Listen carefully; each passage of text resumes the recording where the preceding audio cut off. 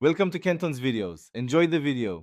You start by locking down stability and exposure. The Y is precision. HDRI relies on consistent frames. Mount the camera at the nodal point on a tripod, set RAW, then bracket exposures across a 360 degrees sweep. Make sure to keep the camera level. It prevents seams later. Once done, label a reference shot for base exposure. Also capture a polar shot for reflections if necessary. This first batch gives you the dynamic range and geometry that Blender needs to stitch a clean HDRI. Once you have your bracketed stacks, merge them into 32-bit HDR files to preserve highlight detail.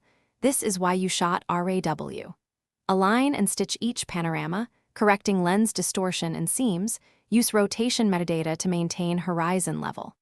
After stitching, perform subtle tone mapping only for preview. Retain the full 32-bit linear data for Blender.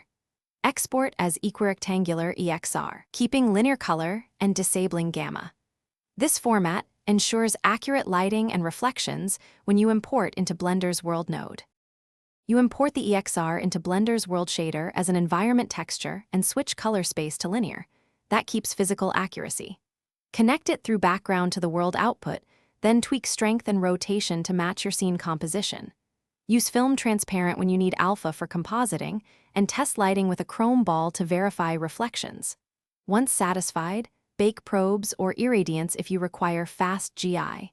If seams or spikes appear, use a small blur or reproject problematic areas before final renders. Thanks for watching. Consider subscribing if we helped you.